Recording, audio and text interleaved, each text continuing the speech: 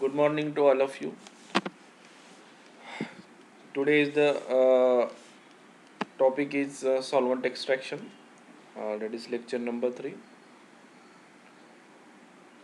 The first point of this slide is separation factor, that is beta.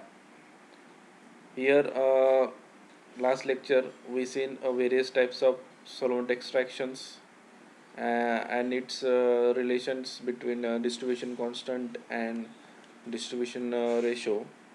Here, the important point is separation factor, and this separation factor, which is depends upon the individual distribution of ratios of D1 and D2.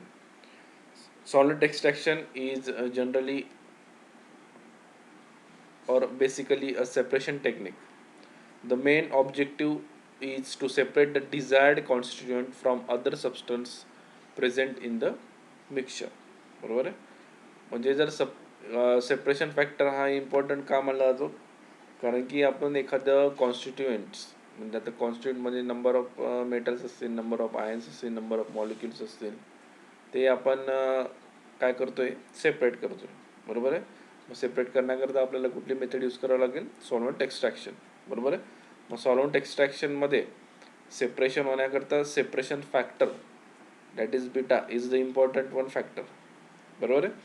मग आता आपण ते discuss करू. The effectiveness of separation is usually express bye means of separating factor beta, which is related to individual distribution ratio in the following way, that is beta is equal to d1 upon d2. Here d1 is the organic solvent, d2 is the aqueous solvent.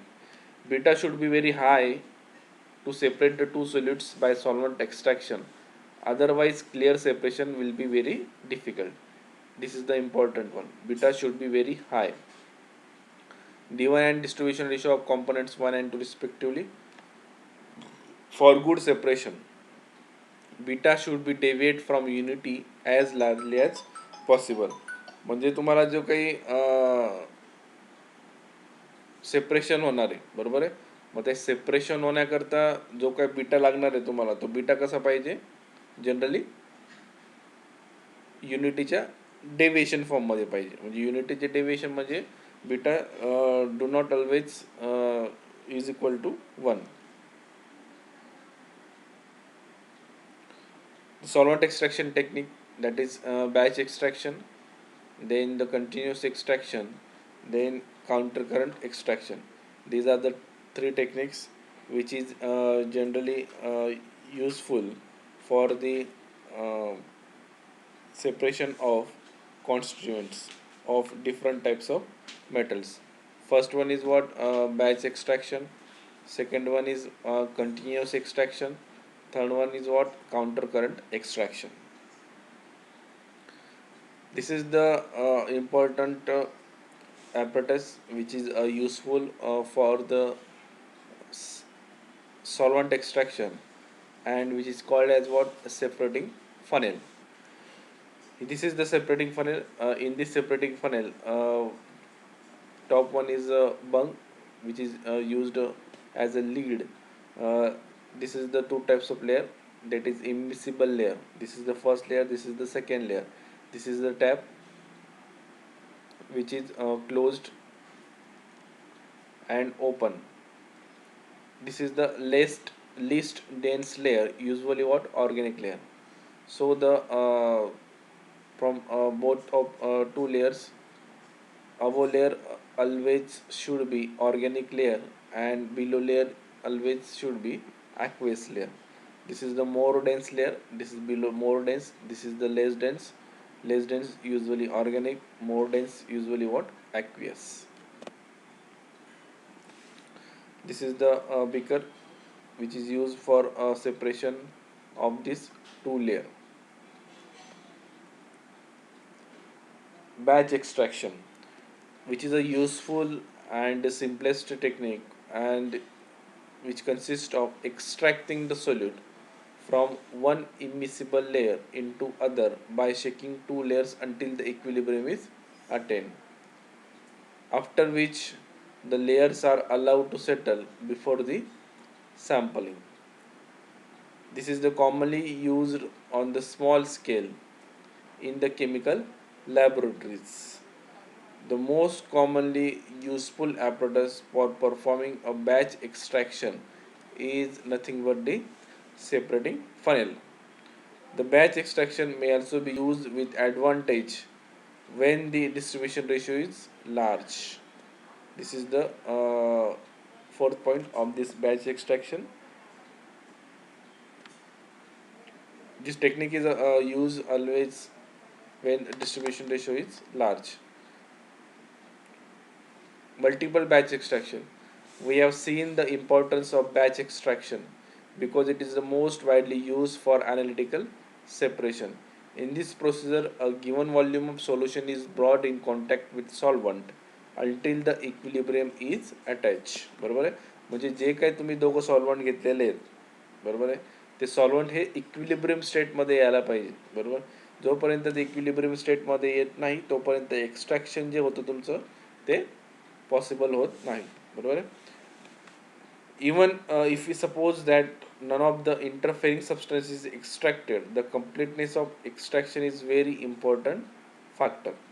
It is already been pointed out that the distribution ratio is a concentration ratio, and therefore actual fraction of the solute extracted will depends on the ratio of volume of the two solvents competing for the solutes. बरोबर आहे. आता generally एक्स्ट्रॅक्शनसाठी distribution ratio हा important point आहे. आणि distribution रेशोसाठी volume कसा पाहिजे तुम्हाला, equal volume पाहिजे. जे काही तुम्ही दोन सॉल्व्हंट घेणार आहे ॲक्विस आणि ऑर्गॅनिक, त्याच्यावर काय डिपेंड असतं मग, that is the solute extraction. Let V0, which is a ml of organic phase, that is solution number 1, containing W gram of solute is contacted to equilibrium with Va ml of aqueous phase, that is solution 2 immiscible with the first. ठीक आहे. आता जो काही तुम्ही दोन phase घेतला आहे, एक ऑर्गॅनिक फेज घेतलेली आहे, दुसरी तुम्ही ॲक्वियस फेज घेतलेली आहे. ठीक आहे. आणि त्याच्यामध्ये काय ॲड केलेलं आहे, कॉन्स्टिट्यूट ॲड केलेला आहे ॲज अ सोल्यूट म्हणून. बरोबर आहे. तुम्हाला प्युरिफाय करायचं आहे. बरोबर आहे. आता हा डब्ल्यू ग्रॅम तुम्ही ॲड केल्यानंतर हा जनरली इमिसिबल असतो कशामध्ये, जनरली ऑर्गॅनिक सॉल्व्हंटमध्ये. आणि ॲक्वियस फेजमध्ये हा काय होतो, काही प्रमाणात काय होतो, मिक्स होतो. ठीक आहे.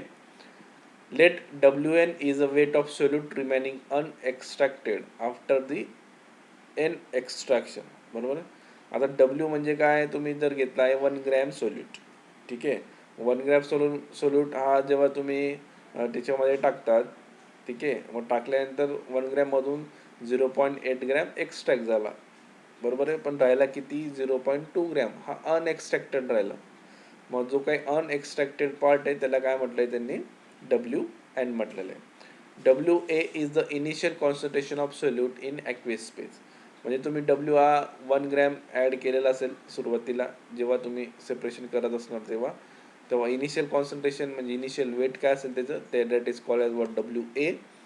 Late D is the distribution ratio. So the relation between amount of solute remain unextracted and number of extraction in is given by the equation. बरोबर. आता एखादं तुम्हाला एक सोल्युशन एखादं इक्वेशन तुम्हाला दिलेलं आहे. ठीक आहे. आता हे इक्वेशन तुम्ही कशासाठी यूज करतात, की तुमचं जेव्हा तुम्ही सोल्यूट ॲड करतात ऑर्गॅनिक आणि ॲक्वियस फेजमध्ये, तेव्हा सोल्यूट हा कम्प्लिटली एक्स्ट्रॅक्टेड झाला आहे आणि किती अमाऊंट ऑफ तो अनएक्स्ट्रॅक्टेड आहे त्या सोल्युशनमध्ये, हे कॅल्क्युलेट करण्याकरता काय यूज करतात तुम्ही, हे इक्वेशन यूज करतात.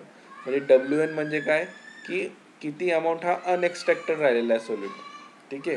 ते तुम्हाला जर अनएक्स्ट्रॅक्टेडची जर क्वांटिटी माहिती पडली की एक्स्ट्रॅक्टेड आपोआप तुम्हाला काय होईल, नोंद राहील. ठीक आहे. म्हणजे अनएक्स्ट्रॅक्टेडचा जो काही कॉन्सन्ट्रेशन आहे ते इम्पॉर्टंट पॉईंट आहे. आणि ते अनएक्स्ट्रॅक्टेडचं कॉन्सन्ट्रेशन ह्या फॉर्म्युल्यामधून तुम्ही कॅल्क्युलेट करू शकता. That is WN is equal to WA in the square bracket VA upon dV0 plus VA raised to N. हे तुमचं काय आहे तर which is a relation between WN and what, WA. आता हे इक्वेशन कसं प्रिपेअर केलं आपण ते बघणार आहोत.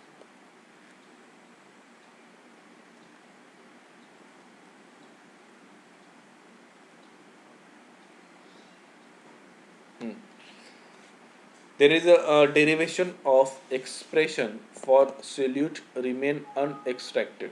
बरोबर आहे. मग आता याच्यामध्ये जनरली डेरिव्हेशन करत असताना तुम्हाला नोन जो फॅक्टर आहे, ठीक आहे. आता याच्यामध्ये जस्ट म्हणजे derivation of expression for solute remains unextracted. आता हे कॅल्क्युलेशन हे तुम्हाला काय करायचं, डिराईव्ह करायचं एक्सप्रेशन जे तुम्हाला मागच्या स्लाइडमध्ये दाखवलं आहे. हे इक्वेशन तुम्हाला डिराईव्ह करायचं आहे, ठीक आहे. आता डिराईव्ह कसं करायचं, तर तुम्हाला पर्सेंटेज एक्स्ट्रॅक्शन हे मागच्या काही स्लाइड्समध्ये सांगितलं आहे. Percentage extraction is equal to what, 100D upon D plus VA upon V0, which is the relation between percentage extraction and distribution ratio. या इक्वेशनला इक्वेशन नंबर 1 म्हणू, where VA is equal to volume of aqueous phase, VO is equal to volume of what, organic phase. बरोबर आहे. Divide the equation 1 by 100 gives the solute unextracted. बरोबर आहे. आता equation 1 ला आपल्याला 100 ने जर डिवाइड करायचं असेल तर डिवाइड करण्याकरता तुम्ही काय करणार, तर पहिले फ्रॅक्शन ऑफ एक्स्ट्रॅक्शन जे, बरोबर आहे, किती फ्रॅक्शन ऑफ एक्स्ट्रॅक्टेड जर तुम्हाला करायचं असेल तर पर्सेंटेज एक्स्ट्रॅक्शनला काय करावं लागेल, 100 ने काय करावं लागेल, डिवाइड करावं लागेल. बरोबर आहे. मग 100 ने डिवाइड करायचं असेल तुम्हाला तर 100 ने डिवाइड कसं करणार, त्याला 100D upon D plus VA upon V0, बरोबर आहे, इंटू 100. आता हा 100 आणि 100 कॅन्सल झाला, म्हणजे इथं काय बोलला, D upon D plus VA upon V0. हा V0 वरती गेल्यानंतर कसा होईल, DV0 upon DV0 plus VA. बरोबर आहे. म्हणजे काय केलं आपण, त्याला V0 न काय केलंय, मल्टिप्लाय केलेलं आहे. बरोबर आहे. V0 न जर मल्टिप्लाय केलं तर इकडे V0 येईल, इकडे V0 येईल, इकडे मल्टिप्लाय तर V0 कॅन्सल होईल, फक्त काय होईल, VA. That is the equation number 2. That is the fraction of extraction. ठीक आहे. मग आता आपल्याला फ्रॅक्शन ऑफ सोल्यूट रिमेन्स अनएक्स्ट्रॅक्टेड करायचं आहे. मग तुम्हाला एक्स्ट्रॅक्शन माहिती आहे, त्याच्यावरून अनएक्स्ट्रॅक्टेड तुम्हाला काढता येईल. मग fraction of unextracted is equal to काय, 1 minus fraction of extracted. 1 minus fraction of extracted तुम्हाला माहिती आहे, DV0 upon DV0 plus VA. मग fraction of unextracted is equal to काय आला, DV0 प्लस VA ची टर्म वरती जाईल. बरोबर आहे. त्याच्यात रिअरेंज झाल्यानंतर DV0 मायनस DV0 कॅन्सल झाला. बरोबर. प्लस आणि मायनस कॅन्सल होतील, म्हणून काय उरला फक्त VA upon DV0 plus VA. ठीक आहे. हा झाला fraction of unextracted. That is equation number 3. मग आपण सपोज करू, let WA with initial amount of solute, इथे सोल्यूट आहे, grams or moles in aqueous phase, then W1 is equal to WA into VA upon DV0 plus VA raised to 1. बरोबर आहे. हे केव्हा, जेव्हा इनिशियल अमाऊंट तुम्ही सोल्यूटची add केलेली असेल, तुम्हाला माहीत नसेल आणि पहिले एक्स्ट्रॅक्शन चालू आहे. बरोबर आहे. मग फर्स्ट एक्स्ट्रॅक्शनसाठी W1 केलेलं आहे, इथं पण काही वरती फर्स्ट एक्स्ट्रॅक्शन आहे. मग W1 is equal to WA into VA upon DV0 plus VA raised to 1. Here W1 is the amount of solute remains unextracted after the first extraction. First extraction म्हणजे पहिलं एक्स्ट्रॅक्शन केलं तुम्ही. ठीक आहे. कारण की 4 ते 5 एक्स्ट्रॅक्शनसाठी तुम्हाला काय करावं लागतं, ते पूर्ण सोल्यूट त्याच्याशिवाय रिकवर करता येत नाही. मग W2 is equal to what, WA VA upon DV0 plus VA raise to 2. हे झालं तुमचं सेकंड एक्स्ट्रॅक्शन. मग W1चं काय झालं, इथं W2, इथं रेस टू 1चं काय झालं, स्क्वेअर झालं. मग अशा पद्धतीने जर तुम्ही N एक्स्ट्रॅक्शन जर केले तर N एक्स्ट्रॅक्शनसाठी तुम्हाला same V0 of aqueous organic phase, the amount of solute left unextracted WN can be given as WN is equal to WA in the square bracket VA upon DV0 plus what, VA. म्हणजे हे equation तुम्ही त्याच्यावरून काय केलं आहे, calculate केलेलं आहे. मग WN is equal to WA VA upon DV0 plus V raise to N. इथं रेस टू एन हा राहून गेलेला आहे, लक्षात ठेवा. इथं रेस टू काय येतं, एन. जर इथं एन इज इक्वल टू 1 असेल तर रेस टू इथं पण 1 येईल. इथं एन इज इक्वल टू असेल तर इथं स्क्वेअर येईल, म्हणजे नंबर ऑफ एक्सट्रॅक्शन 2 असेल तर 2 येईल, 3 असेल तर 3 येईल, 4th असेल तर 4th येईल, आणि nth एक्सट्रॅक्शन असेल तर काय येईल, nth येईल. This equation gives amount of solute remain unextracted after the nth extraction. बरोबर आहे. अशा पद्धतीने तुम्ही काय कॅल्क्युलेट केलं जातं तुमचं, की एक्स्ट्रॅक्शन करत असताना किती अमाऊंट ऑफ हा सोल्यूट हा अनएक्स्ट्रॅक्टेड राहून गेलेला आहे, ते कॅल्क्युलेट केलं तुम्ही तर त्याच्यावरून तुम्हाला इफिशियन्सी समजेल की एक्स्ट्रॅक्शन हे किती झालेलं आहे. ठीक आहे. अशा पद्धतीने आजचं आपलं लेक्चर संपलं. थँक्यू.